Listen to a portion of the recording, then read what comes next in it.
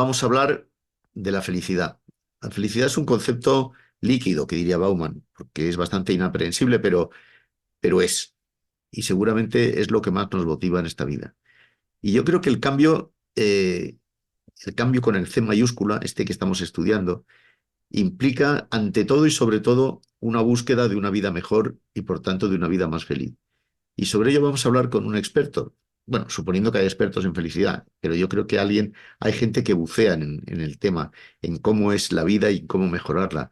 Y hoy tenemos nada menos que a Francesc Miralles. Francesc, ¿qué tal?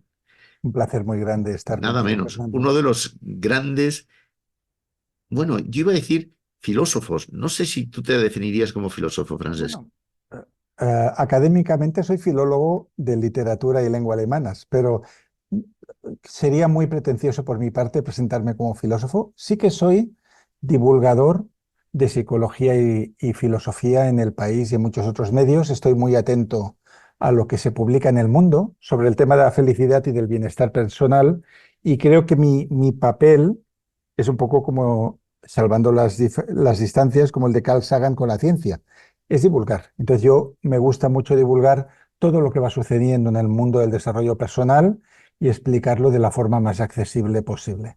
Pues nosotros queremos divulgar lo que tú estás haciendo y lo que tú estás pensando.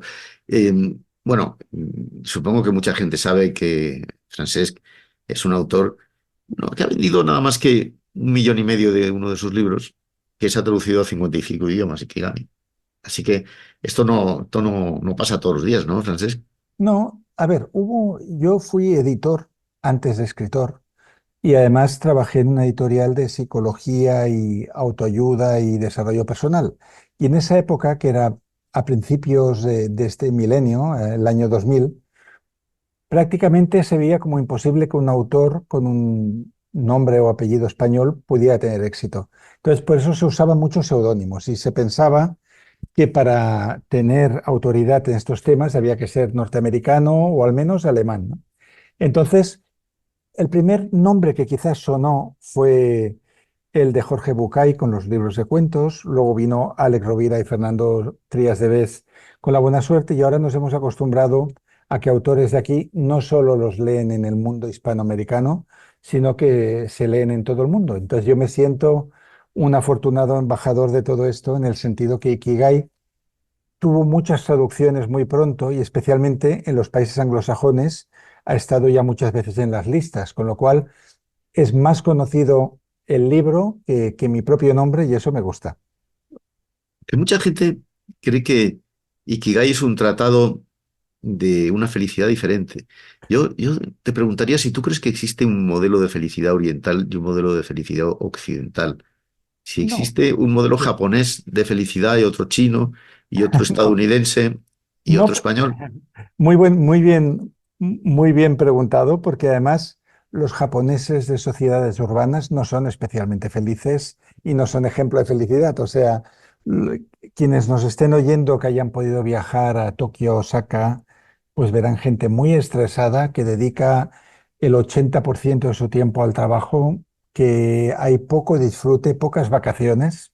Un japonés puede hacer 10, 12 días al año de vacaciones y no sería un ejemplo de lo que es una vida dichosa, no es la Dolce Vita, ¿no? Ahora, hace poco estuve en Roma y el estilo mediterráneo, la manera mediterránea de buscar la felicidad es otra. Pero sí que es verdad que en Oriente, cuando hablamos de Japón, de China, de la India, hay una mirada interior muy sabia hacia qué es lo que hace que un individuo se predisponga para la felicidad, que eso sería otro asunto, ¿no? No cómo es la vida en Japón, sino qué es lo que nos dice la tradición japonesa, asiática, oriental. Y en el caso de Ikigai, que se conecta también con algo que tenemos en Occidente, Ikigai se traduce como propósito de vida, razón de ser, pues no es algo exclusivamente oriental, porque tiene su correspondencia en Centroeuropa, en el pensamiento de Viktor Frankl, el autor de El hombre en busca de sentido y creador de la logoterapia, que es la terapia de buscar un significado a la vida. Por lo tanto, Oriente es un espejo de Occidente y a la inversa. O sea, hoy en día no podemos hablar de que algo sea solo de allí. ¿Cómo, ¿Cómo definirías tú la felicidad, si es que tiene una definición? Ya sé que te pongo en un No, compromiso, no, pero, a mí me gusta más pero por eso lo definirla, hago, para ponerte en un compromiso. me gusta más definirla a la inversa, porque la felicidad es algo distinto para cada persona según su situación. Para el enfermo la felicidad es sanar y para el solitario contra su voluntad es encontrar compañía. Pero la infelicidad es común. O sea, sí que podemos definir muy claramente qué es lo que nos hace infelices. Una psicóloga, la que estaba leyendo, la que estaba reseñando, decía que infelicidad es cuando hay una distancia muy grande entre tus sueños y tu realidad. O sea, pongamos un ejemplo práctico. Para un escritor que aspira a que le den el Nobel y tener millones de libros vendidos y tener relevancia, estar 20 años mandando manuscritos a editoriales y que no le hagan caso, eso es infelicidad, porque hay una distancia muy grande entre expectativas y lo que estás viviendo. En el amor, pues ¿cuáles son las personas más infelices? Pues lo que nos cuenta Flaubert en Madame Bovary, una mujer que tiene idealizado el amor, que piensa que tiene que ser como en las novelas. Ella es como un Don Quijote del corazón, son novelas muy paralelas en algunos sentidos, y que por lo tanto su boda con el médico, si recuerdo bien que se casa con un médico de provincias, le produce una infelicidad absoluta, por lo que ella pensaba que era el amor, era eso. Entonces, podemos definir la infelicidad de esta manera y si nos vamos al polo opuesto, yo diría que las personas más felices del mundo son aquellas conformes con lo que les toca vivir allí donde estén y no necesariamente son las que tienen una vida material muy prolija, sino que una persona con una vida sencilla, como vimos en Okinawa, un campesino en España, un artesano que está feliz con su trabajo, o alguien que es místico y que está bien con muy poco o con nada, puede ser más feliz que el hijo de una familia millonaria que no encuentra su lugar en el mundo. O sea, que una receta para ser feliz sería no ser demasiado ambicioso, según lo que estás Una, diciendo. una receta para ser feliz sería agradecer lo que hay hoy, ¿no?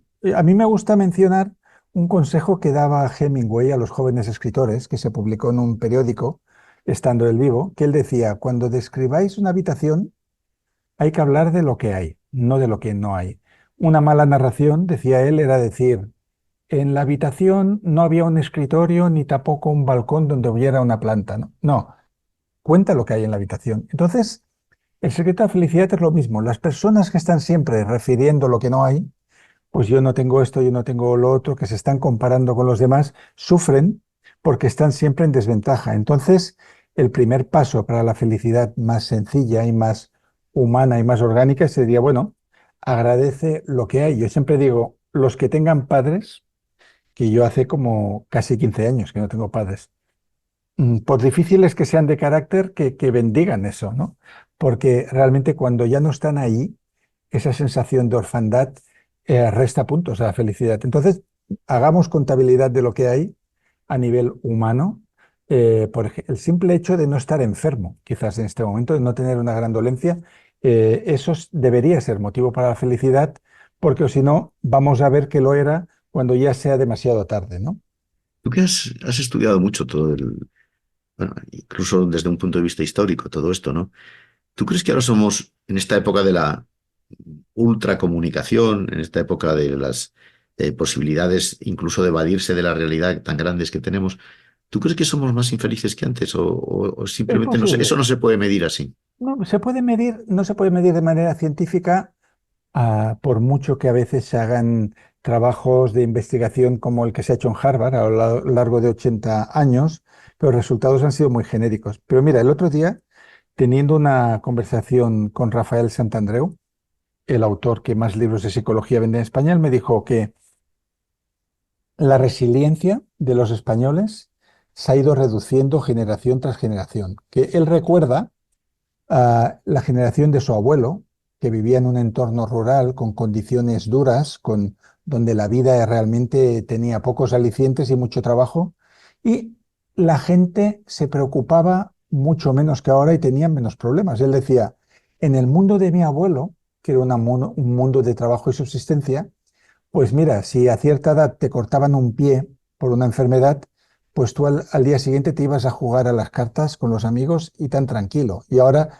hay gente que se ahoga en un vaso de agua, ¿no? Sí que es verdad que quizás estos últimos 50 años de cierta bonanza que hemos vivido ha hecho que tengamos la piel más fina y que los requisitos para la felicidad son mucho más grandes, ¿no? O sea, yendo a la pirámide de Maslow, todo el mundo quiere cumplir lo que hay en el vértice de arriba, ¿no? En otros tiempos no fue así. Tengo una amiga muy sabia, a la que yo le pregunté qué es la felicidad. Y me dijo, pues la felicidad es la capacidad de poder contarlo. Bueno, Tú no eres feliz si no eres capaz de compartirlo o incluso de vender tu propia felicidad. Instagram, TikTok, todas estas cosas que tenemos ahora. Eso ayuda a la felicidad. Y esa es sí, una muy buena definición, ¿eh? ¿verdad? ¿Verdad que es Además, buena? muy buena. Y además eso casa con un libro que actualmente está descatalogado, que creo que era François Delors, se llamaba El viaje de Héctor, y que era una novela, pero yo creo que basado bastante en experiencias del autor francés, de un psicoanalista que, harto de ver que sus pacientes siguen infelices, aunque hablen durante horas de sus problemas, decide cerrar la consulta durante unos meses y irse a correr mundo para ver personas felices que le puedan contar el secreto. Entonces él, allí donde va, pues va notando pues que a este le hace feliz esto, lo otro, el de más allá, encuentra gente más descontenta, gente que está más realizada con lo que es, pero al final la conclusión a la que lleva este libro, y es un spoiler, pero el libro es difícil de conseguir hoy en día, el viaje de Héctor es que la felicidad es hacer felices a los demás. ¿Y eso por qué?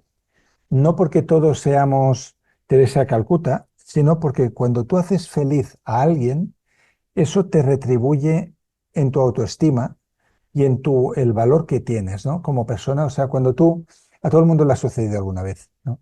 Que te llama un amigo en una situación desesperada, que está triste, que está confundido, tú acudes, escuchas a esta persona, le das algún consejo o le devuelves sus propias palabras, la persona se viene arriba y tú te vienes arriba. ¿Por qué?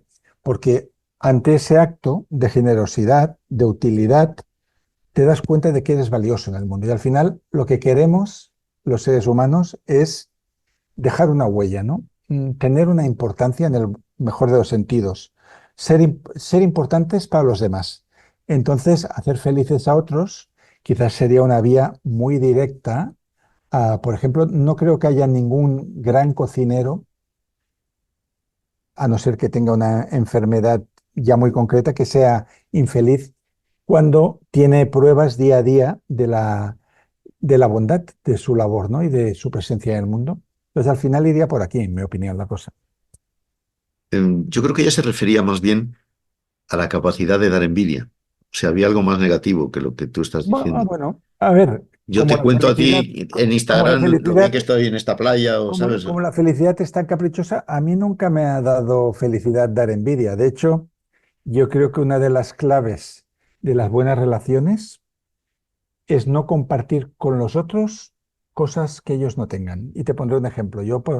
A veces pues tengo que ir a charlas con otros escritores o a encontrarme con otros compañeros de profesión. Entonces, si yo estoy al lado de una persona que no tiene traducciones a otros idiomas y que quizás las ventas de su libro son modestas, a mí no me da ninguna felicidad hablarle de las mías y no lo menciono. Buscaré un terreno común, pues si a los dos nos gusta el fútbol, pues vamos a hablar de fútbol. O voy a preguntarle cuál será su próxima obra, dónde piensa preguntar. Entonces, a mí la felicidad me la procura no ponerme por encima de los otros, pero quizás a otra persona puede ser distinto Ya has porque dicho, tú has dicho que es individual, la felicidad es una cosa individual totalmente, totalmente. e intransferible quizá, pero bueno, no sé. Sí. Es contagiosa, ¿eh? También en el sentido que una persona que emana, no sé si felicidad continua, pero sí alegría, pues crea una energía parecida en su alrededor, del mismo modo que cuando tú pasas muchas horas con un cenizo, pues acabas sin querer contagiado de esa visión del mundo. Y te absorbe energía. Uno de tus libros yo creo que se llama El laberinto de la felicidad, Sí, hace tiempo. que yo Fue el, sí lo leí hace mucho fue tiempo. el primer libro que escribí con Alex Claro. Rovira y es como una fábula, un cuento de una mujer que busca lo que busca todo el mundo, ¿no? Desde que tenemos conciencia, desde la cultura greco-romana, pues los filósofos han hablado de cómo no sufrir y cómo realizarnos en la vida y cómo ser feliz. Entonces, nosotros hicimos una pequeña fábula sobre eso y sin duda, a ver, igual que la búsqueda de propósito, la búsqueda de la felicidad, de la realización, es algo que nos va a llevar toda la vida, en el sentido que el ser humano siempre aspira a estar mejor de lo que está. Y eso es lo que ha hecho avanzar la ciencia, la literatura y todos los campos de conocimiento. El otro día leía una encuesta, eh, no me acuerdo hecha por quién, pero tenía pinta de ser seria, ¿no? Según la cual el 84% de los sondeados, de los preguntados eh, en España, decían que eran felices. Yo, Pues está muy bien, sinceramente, está muy no. bien. Yo no me lo creo. Habría que ver en qué momento les preguntaron, ¿no? Quizás si les preguntaron durante las vacaciones, estaban Ah. felices. Si lo hubieran preguntado un lunes a las 8:30 de la mañana, igual no tanto. En todo caso, mira, como decía Churchill, yo solo creo en las estadísticas que he manipulado yo mismo. Sí, sí, sí. Es muy, es muy difícil, porque a ver, una encuesta toma un grupo determinado de población y no tenemos la garantía de que nos está diciendo realmente lo que siente, sino lo que quiere que pensemos que siente, ¿no? Pero yo sí que te diría, querido Fernando, que debo haber viajado a un centenar de países al menos y que España es uno de los más felices, sin duda. Y eso, si lo vinculamos al estudio de Harvard que se publicó ahora hace un par de años, tiene que ver con nuestra facilidad para tener una vida social. En muchos países la soledad es mucho más acuciante que en la cultura latina o hispanoamericana. Y las personas tienen verdaderos problemas para establecer vínculos, porque no están tan acostumbradas a departir, a compartir. Entonces, en España concretamente, la vida es muy social. E incluso si tú no tienes una familia, es fácil que tengas un grupito de amigos, ni que sea para hablar de política, de fútbol o lo que sea. Entonces, ese es un requisito para el bienestar psicológico y eso hace que, no sé si el 84%, pero que mucha gente que quizás no tienen un trabajo que les encante, tienen otras compensaciones en ese trato diario, aunque sea con la persona que te sirve el café cada día y con quien has establecido un vínculo. Lo que te voy a decir, tómatelo en serio, porque me lo ha dicho una persona muy seria. Suena a butad, pero dice que España es un país más feliz porque hay más bares. Fíjate. Bueno, pero no porque en los bares se pueda consumir alcohol, que también No, es verdad, sino porque porque hay en la barra del sociedad. bar, tú, cuando vas al... Yo fui camarero mucho tiempo. Cuando yo estudiaba filología alemana, mi trabajo era de camarero y Entonces yo me di cuenta que mucha gente venía a verme a mí, porque se establece un contacto. Entonces yo pensé, mira, ya viene el mecánico. Entonces yo le pregunté, ¿qué tal? ¿Cómo solucionaste lo del Mercedes de hace 40 años? Entonces, al final lo que queremos es calor. Y en el bar, como cantaban Gabinete Caligari, lo de al calor del amor en un bar, es un lugar que más allá de que te tomes un cacaolato o una cerveza, pues te sueles encontrar a las mismas personas y puedes establecer ese contacto que de hecho es una necesidad vital de cuando éramos cazadores-recolectores. mm, el cerebro humano está hecho para vivir en tribu, para estar en un círculo. Y si el círculo no lo tenemos en lo que sería el lugar donde vivimos, porque puede ser que vivamos en un bloque y no conozcamos al vecino, lo vamos a crear en otro lugar. Y ir siempre al mismo bar, pues es bueno que el camarero te llame por tu nombre, comentar con él las noticias, que hayan personas que también te suenan y que te preguntan por tu vida, y eso es una necesidad psicológica de seguridad. Pues, o sea que no está tan tontería. No, no, Esto, está muy bien. Yo, por ejemplo, como terapia, como paso muchas horas solo, en el sentido que tengo que estar delante de un ordenador, hay muchas cosas que hago yo solo, pues cuando empieza la liga, pues nos va una terapia de grupos, ir al bar, pues a ver el partido que te interesa y si ganan, pues te pones contento y si pierden, pues te ríes de lo malos que son algunos jugadores y ya está, ¿no? Y lo importante es el o compartir. insultas al árbitro, pero lo importante No, es el poder árbitro compartir no algo. tanto, pero bueno, siempre hay algo de lo que reír, eso seguro. Yo creo que esto es bastante importante, lo que estamos diciendo. Nos has hablado de soledad. Eh, Oye, ¿Por qué se suicida tanta gente?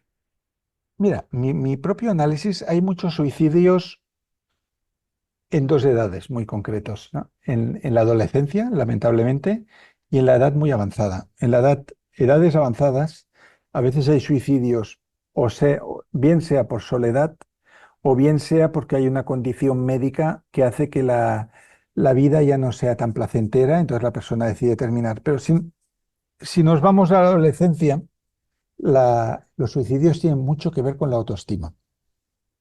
Cuando tú eres muy joven, lo más fácil es que no te guste tu cuerpo, que te compares con el de otros o otras que obedecen más al canon. No conoces tus talentos, no los has podido desplegar todavía, no sabes en qué dirección irá tu vida. Por lo tanto, puedes llegar a sentir que si estás o no estás, pues da lo mismo, que tu vida no tiene importancia. Entonces, con la piel fina que se tiene a esa edad, basta con que haya un desengaño amoroso o no sé, o un ghosting, que se diría hoy por parte de amigos, sentirte traicionado para llegar a hacer algo así, ¿no? Entonces, el suicidio viene de tomar la parte por el todo, en el sentido de, aunque tú lo estés pasando muy mal, pensar que eso va a ser así el resto de tu vida, cosa que no es cierta. Eso es un capítulo del libro, y si tú entiendes que este capítulo igual es doloroso, pero el siguiente puede ser mejor, pues ya no te suicidas, ¿no? Y ahí viene la importancia de tener personas con las que hablar. Yo he recibido 2, 3 veces llamadas de personas a punto de suicidarse, ¿no? ¿Te han llamado? Y ¿Te han llamado? muchas veces, sí, desconocidos y conocidos incluso. Entonces, yo siempre digo lo mismo, digo, puesto que lo que vas a hacer es tan personal y tan relevante, no tomes la decisión en caliente, date unos días, analízalo todo, y si de aquí a una semana tú sigues pensando que es necesario, pues nadie puede negarte ese derecho, ¿no? Y normalmente a la que baja el calentón empiezan a aparecer los alicientes en la vida. Entonces, por eso en esos momentos de tocar fondo es importante tener alguien con quien hablar. Quizás no pueden ser los padres porque hay una distancia psicológica, quizás no puede ser un terapeuta porque no lo tienes, pero ve a buscar a alguien que tenga una mirada un poco más larga, que haya vivido más y que quizás haya pasado por ese tipo de pensamientos y que te pueda dar su visión de todo esto. ¿Tú crees que sirven para algo? Teléfonos como me parece que es el 084, no me hagas mucho caso. La esperanza, sí, son personas que reciben, que primero, el teléfono de la esperanza trabaja gente que no cobra, creo que nadie percibe ningún tipo de compensación económica y que reciben formación para ello. Conozco personas que han trabajado ahí, me parece una tarea muy bella, muy bonita, porque quien está llamando ese teléfono está atravesando el momento más oscuro de su vida y ese calor humano, esa conversación, el solo hecho de que alguien te pregunte cómo estás y por qué te sientes así, y hace que baje el suflé, porque mucho de lo que tiene que ver con esta desesperación es la sensación de aislamiento, de yo no le importo a nadie. Y aunque sea un desconocido, la persona que está al otro lado, ver que hay una empatía, ver que hay un cuidado, ver que hay un tiempo que te están dedicando, puede marcar la diferencia. ¿Tú crees que yo tengo un amigo que es el padre Ángel, que cuyas obsesiones, tiene muchas, pero una de sus obsesiones es que en España debe crearse un ministerio de la felicidad? Como hay un ministerio, o había un ministerio de, no me acuerdo cómo se llamaba, pero muy parecido en Gran Bretaña, por ejemplo. Tú que has estudiado esto un poco, te acordarás, tendrás más o menos idea de eso. ¿Tú crees que es posible y crees que es deseable tener un ministerio de la felicidad junto a los de igualdad, integración y no sé qué, otras muchas cosas que tenemos? A ¿O no ver, vale para nada eso? yo creo que más que un ministerio, quizás debería haber una asignatura en las escuelas, no de felicidad, sino de bienestar físico y psicológico. O sea, aprendemos muchas cosas. Claro, yo soy de la época del Whoop y el Go, ¿no? Entonces aprendí griego clásico, Yo del preu, imagínate. imagínate, pues aprendí griego clásico, latín que no utilicé jamás y física aún menos, ¿no? Entonces pensé, no estaría de más que en los planes académicos no fuera todo tan orientado a la productividad y que pudiera haber una asignatura genérica, no sobre felicidad quizás, pues sí, sobre bienestar personal, sobre qué incide, qué no incide. Creo que la única comunidad autónoma que lo tiene es Canarias. En las Islas Canarias hay una asignatura de inteligencia emocional que es muy útil para cualquier cosa que tú hagas, no solo para estar bien tú, sino para relacionarte bien en el trabajo, para tener éxito en la profesión, etcétera. No lo sabía, pero fíjate que esto es algo que yo pienso muchas veces. Los estudios los estamos orientando mal. Los estamos orientando al éxito profesional cuando el éxito profesional no es lo más importante, ¿no? Lo más No, importante a es el ver, autoéxito personal, ¿no? o sea, Seguramente. básicamente en el instituto y en la universidad te entrenan para aprobar exámenes, ¿no? Y una persona brillante que aprueba muchos exámenes, pues quizás después pues va a querer afrontar una oposición difícil, ¿no? Como notario, juez, lo que sea, o ser médico, que hay que aprobar muchos exámenes para eso. Pero en ningún momento se mira que la persona se sienta en paz consigo misma, se sienta satisfecha. Es una educación basada en la industria. Te preparan para lo que seas en el futuro en las 8 horas que irás a trabajar.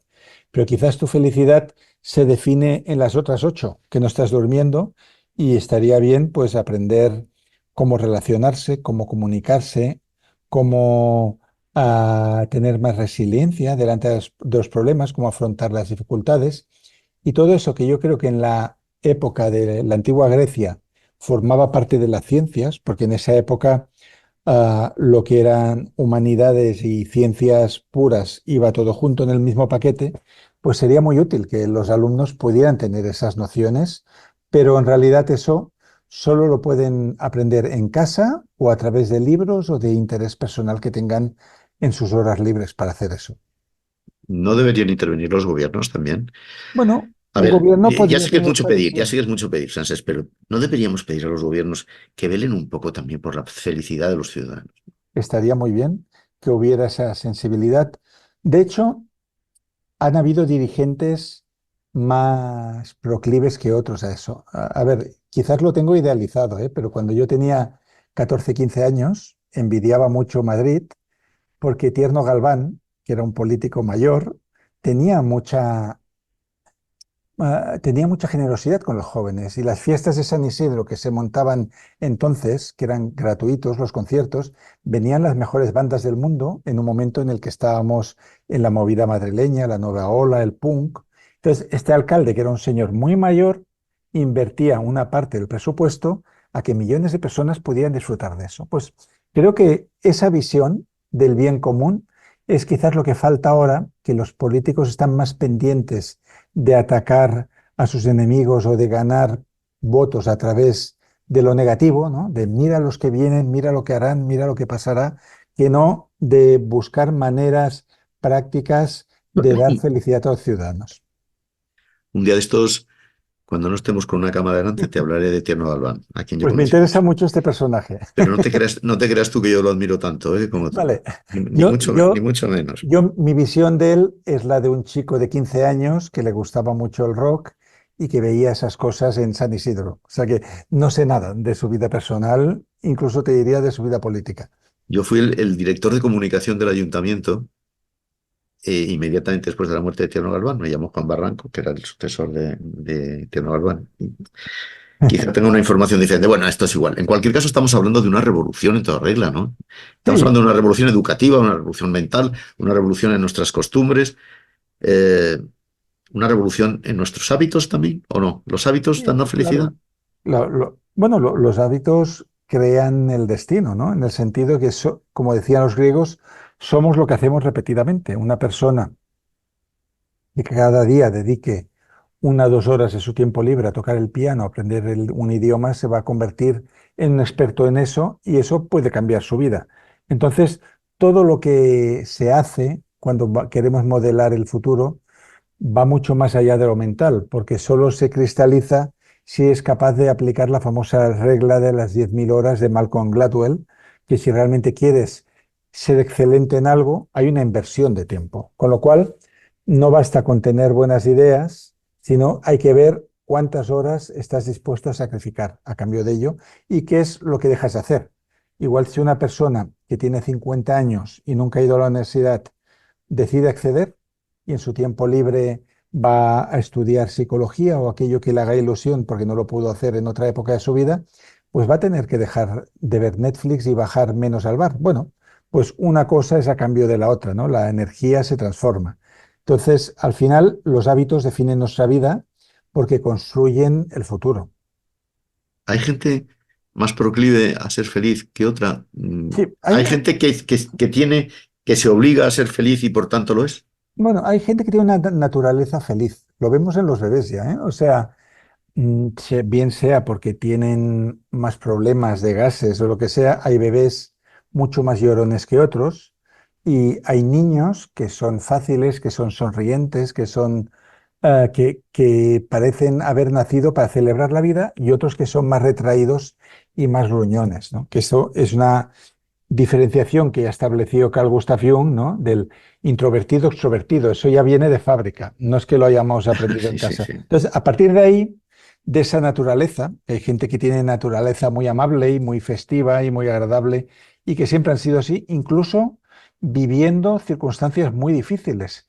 Y hay personas que tienen un carácter amargo. Pero bueno, a partir de ahí, ¿no? Que tenemos los genes, la educación o la influencia familiar, hay una parte aún de libertad que es los cambios que tú decides hacer en tu vida y el derecho, como decía Víctor Frankl, a cambiar tu punto de vista y cómo te tomas las cosas y el sentido que les das a las cosas. Entonces, una persona puede haber tenido una infancia muy infeliz, como decía Boris Cyrulnik en su libro Los patitos feos, pero en un momento de su vida decidir hacer un clic y darle una orientación distinta a su pensamiento y a sus actos. Yo creo que tenemos una obligación de ser felices. Y esa obligación que tú decías antes de intentar hacer felices a los demás. Esto suena a perogrullo, pero ojalá ese perogrullo se implantase, ¿no? Digo yo, porque Sí, no está muy ah, implantado. bueno, y mira, todos hemos tenido profesores, profesoras de los dos tipos. El que venía a leer la lección del año pasado y que no le importaba aburrir a toda la clase, pero luego todos hemos tenido que el maestro o maestra que era un poco como el club de los poetas muertos, ¿no? Que levantaba las vocaciones, ¿no? Y que te hacía reír, te metía en su materia aunque no te gustara.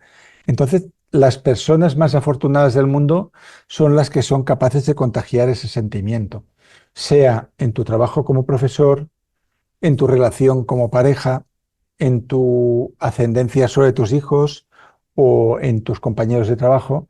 Entonces, cultivar ese tipo de carácter, ese tipo de calidad humana, va a hacer mucho más feliz a tu entorno y por correspondencia también a ti. ¿Qué estás haciendo tú ahora, Francesc? Mira, ahora mismo estoy hablando contigo, una conversación que me gusta Es- mucho, Fernando. Eso tenía yo una idea que estábamos hablando, Sí, sin problema. pero ¿qué estoy haciendo ahora? Pues cuando salga de aquí voy a ir a ver a un amigo que lo acaban de jubilar como periodista. Lleva 45 años trabajando en el mismo lugar, se siente un poco desorientado y quiere Ah, ver cómo plantea su vida en los años que le queden de vida útil, ¿no? Que cada vez son más. Antes, cuando una persona se jubilaba, por diferente alimentación, diferente estándar de medicina que había entonces, pues igual le quedaban unos pocos años buenos y a jugar al dominó y a las cartas y poco más. Hoy en día una persona se puede jubilar y puede tener por delante 20 años de mucha calidad. Entonces, te plantea otra pregunta, ¿no? ¿Qué hacer con todo ese tiempo? Cuando has estado ocupadísimo, de repente te ves que ya no tienes trabajo, que ya no tienes que cuidar de tus hijos porque los hijos ya vuelan solos. Tampoco hay que cuidar de los padres porque ya han muerto. Entonces, ¿qué hacer, no? Entonces, hoy mi misión, después de hablar contigo, será comer con este buen amigo y ayudarle a pensar en el futuro y en todo lo que puede aportar, que creo que es muchísimo. bueno, dale a ese amigo, que estoy seguro que lo conozco, muchos recuerdos, Muy, muy probablemente. dale muchos recuerdos y dile que este es un tema muy serio. Yo debería haberme jubilado hace ya un montón de años, Pero te estás resistiendo. pero no lo hago porque, no, porque básicamente siempre tenemos algo que decir. Y además los periodistas, díselo, no nos acabamos de jubilar del todo Muy nunca. bien. Siempre tenemos un libro con el que incordiar. Digo Muy yo, bien. no lo sé. Pero es que lo que te Fantástico. preguntaba, no te preguntaba si vas a comer con un amigo o no, te preguntaba si estás escribiendo algún libro, plantando algún árbol, teniendo algún hijo o nieto, yo qué sé, esas No, cosas. no, ahora lo que tengo que escribir este verano son artículos para que salgan en septiembre, octubre para el El País Semanal, Cuerpo Mente y algunos medios con los que colaboro. ¿Qué quieres que te diga? Que me gusta mucho hablar con gente que pretende hacer un mundo un poco mejor. Si Sí, además le va bien haciendo el mundo un poco mejor, pues oye, miel sobre hombre, hojuelas, ¿no te parece? yo lo que pienso es que para hablar mal de otros, criticar, quejarnos, ahí ya hay mucha gente que son especialistas, ¿no? Con lo cual, si nos dedicamos a la parte soleada de la realidad, hay mucha menos competencia y además es mucho más agradable trabajar ahí, ¿no? Sí, pero Entonces, tengo, no niego que en la vida hay mucho sufrimiento, injusticia y corrupción, pero como ya hay mucha gente para denunciarlo, a mí me gusta ver también la parte buena del ser humano. pero tengo una última pregunta para ti. Has dicho que España es un país más feliz que los demás, en general, ¿no? No es que la media. Porque sabemos juntarnos. Y yo te he dicho que hay un 84% en la encuesta, un 84% de gente que afirma ser feliz, incluso mayor de 74 años, que eso también me sorprende más. Porque se Oye, pero encuentran bastante bien hoy en día. sí, sí, supongo que, claro, hombre, el envejecimiento positivo es, por supuesto, importantísimo. Pero oye, este al mismo tiempo es un país con mucha mala leche. Sí, a ver, lo que tienen las culturas latinas ya desde los romanos era que somos muy envidiosos, ¿no? Y que vemos el mérito del otro a veces como una injusticia contra nosotros. Y decimos, bueno, este porque tiene tanto, yo no tengo tal, y este que es mucho más. Pero bueno, no hay ninguna cultura que tenga todas las virtudes. Nosotros tenemos el don de relacionarnos y de ser creativos, porque para mí la cultura mediterránea es profundamente creativa en todo, en la cocina, en las artes, en la literatura, en la plástica, en la arquitectura, en los diseñadores. Tenemos los mejores del mundo, incluso en los deportes, en algunos de ellos, pero sí que es verdad que cuando uno pasa tanto tiempo hablando, como sucede en la novela Orgullo y Prejuicio de Jane Austen, pues se acaban diciendo muchas tonterías también cuando se habla todo el día. Bueno, como se acaba el tiempo, no haré más preguntas, señoría, pero en fin, da muchos recuerdos a tu amigo, el jubilado, Se los daré. y esta conversación seguirá porque no podemos dejarla así a medias. Un Me abrazo muy encantará. fuerte, Un un abrazo, abrazo muy fuerte, Fernando. Francés. Hasta luego. Hasta luego.